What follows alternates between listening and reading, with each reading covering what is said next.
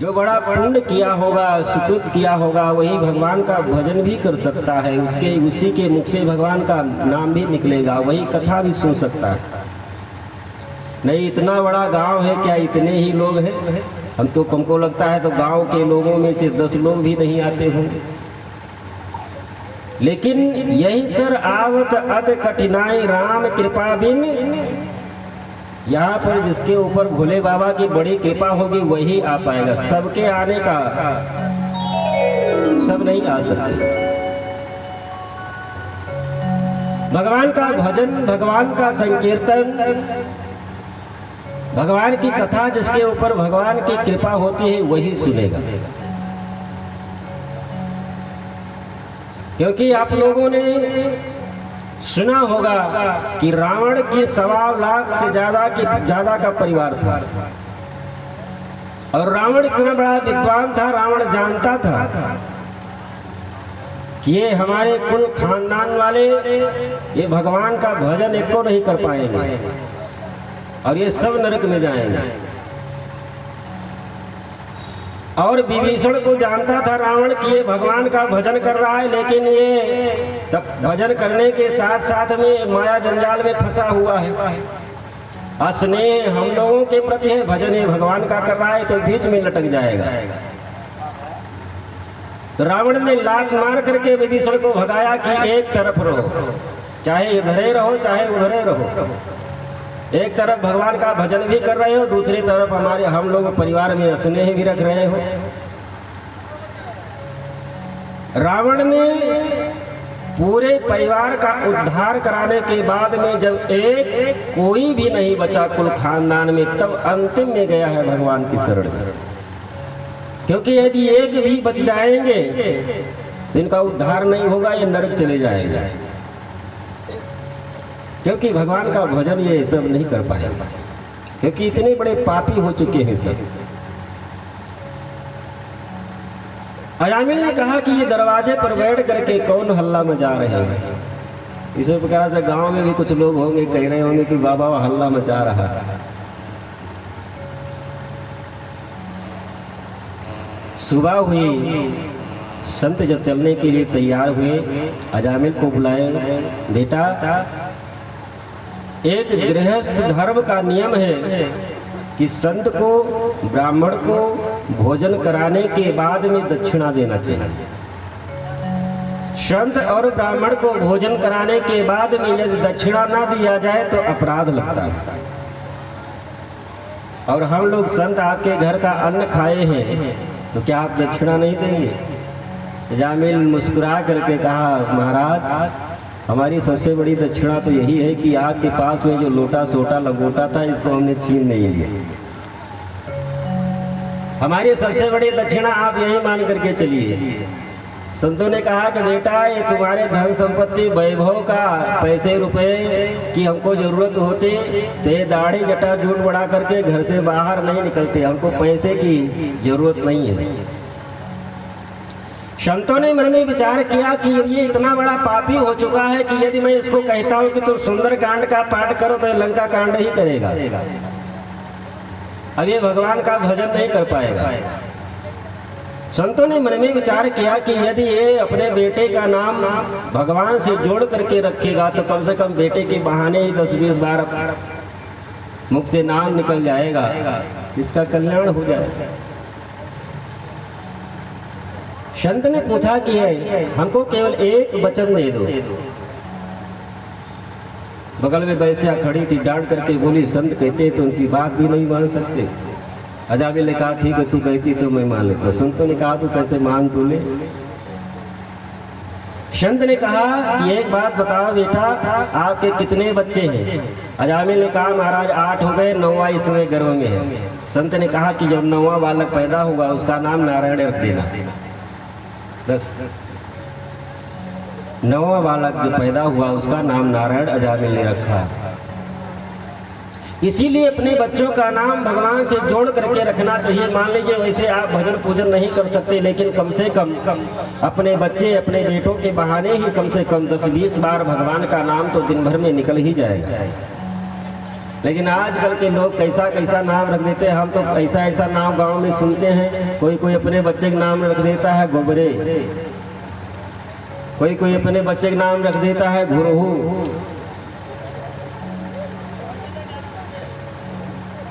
बड़ा गंदा गंदा गंदा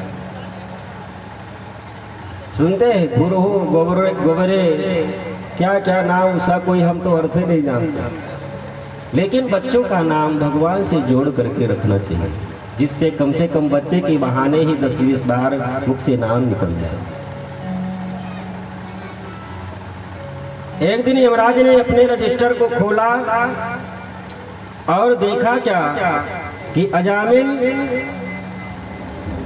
इतना पाप कर्म में लिप्त हो गया है और वो पृथ्वी पर रहने के योग्य नहीं है।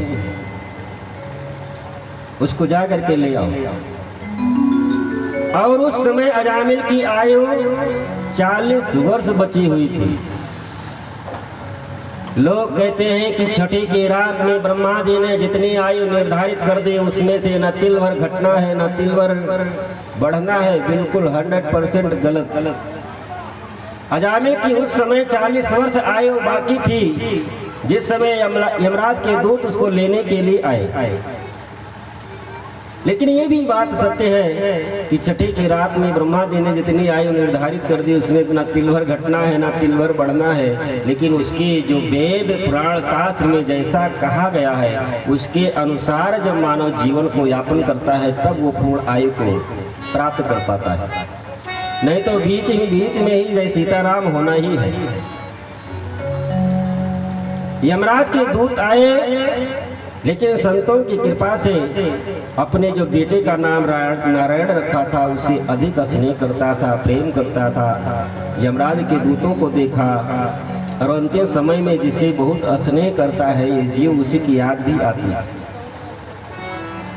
पास में ही बेटा खेल रहा था। यमराज के दूतों को देखा, भयंकर शरीर विकराल, जोर से चिल्लाया, धूरी क्रीडर का सख्तम पुत्रम नारायणाह्वयम् प्लावितेन स्वर्णेन उच्चैर जुवाकुलेन्द्रियाः। तेज से आवाज लगाई, बेटा नारायण आओ, बेटा नारायण आओ, बेटा नारायण।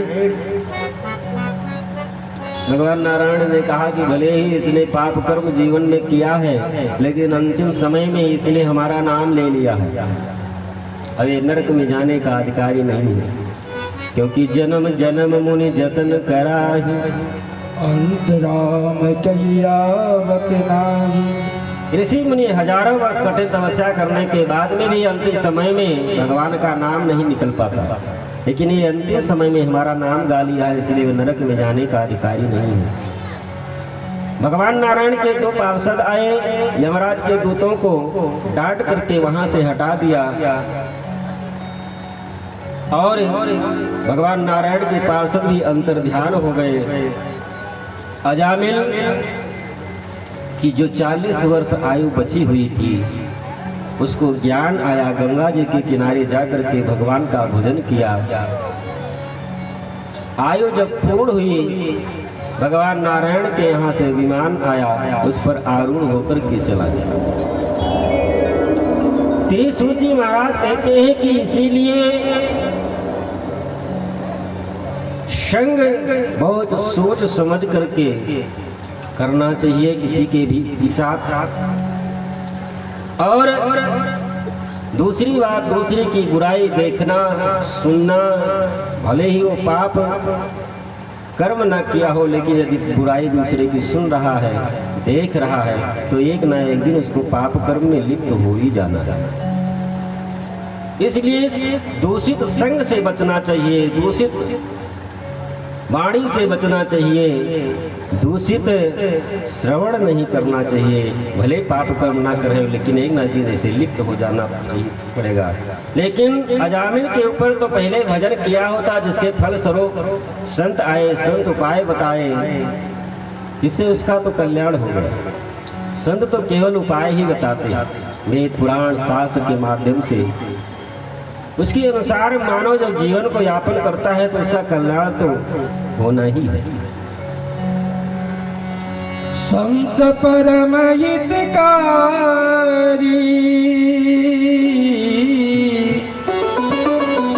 संत परम हितकारी जगत माही, संत परम हितकारी, संत परम हितकारी जगत माही, संत परम हितकारी।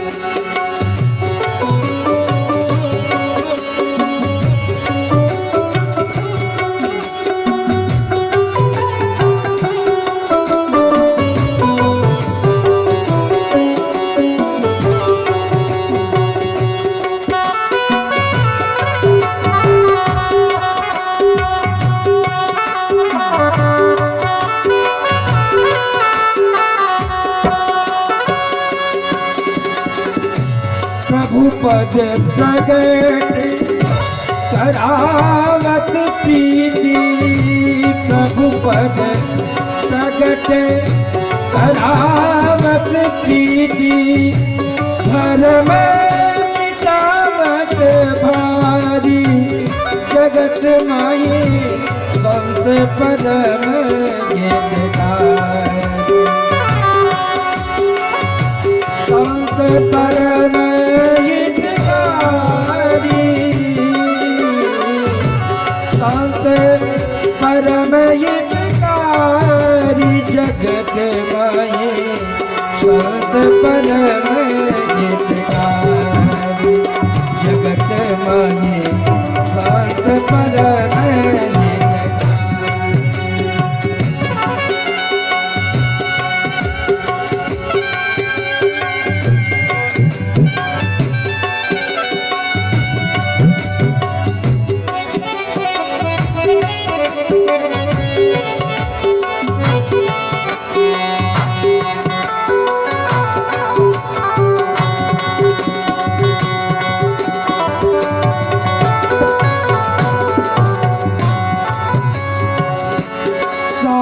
कृपालो सकल जीवन पर, साध कृपालो सकल जीवन पर, हरि सन सब दुख हारी, हरि सन सब दुख हारी जगत माही, संत परम जगत माही, संत परम हितकारी।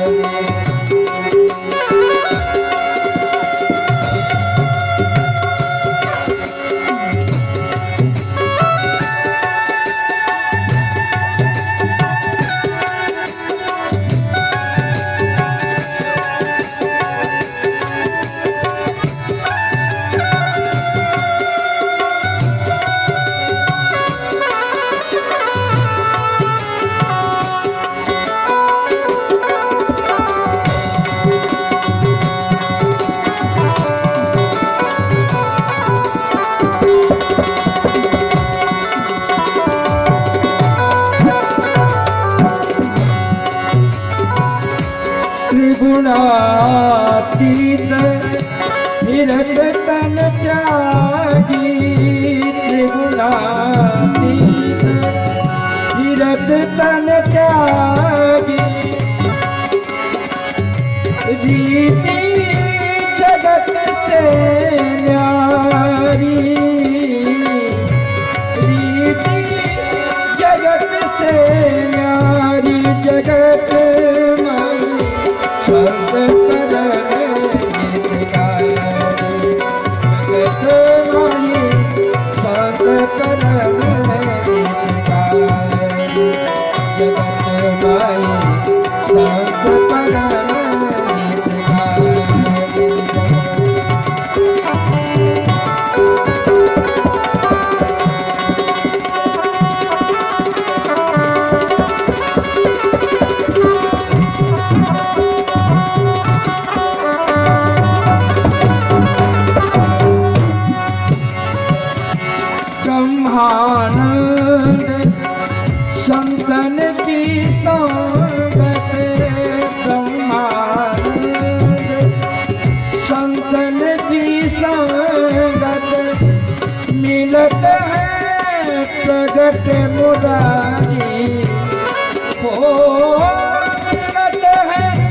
भगत मुरारी जगत माही संत परम हितकारी जगत माही संत परम हितकारी जगत माही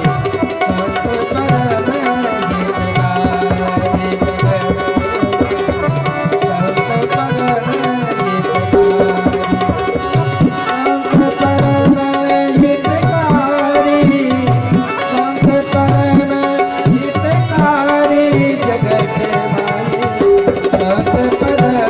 हितकारी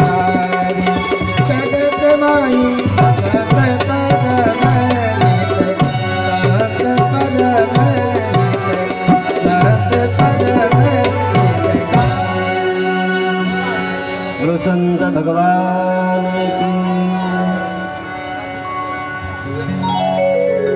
कल के सत्र में आप लोग भगवान शिव विवाह का आनंद ले रहे थे। बड़े धूमधाम से भगवान शिव पार्वती का विवाह संपन्न हुआ। ब्रह्मा जी नारद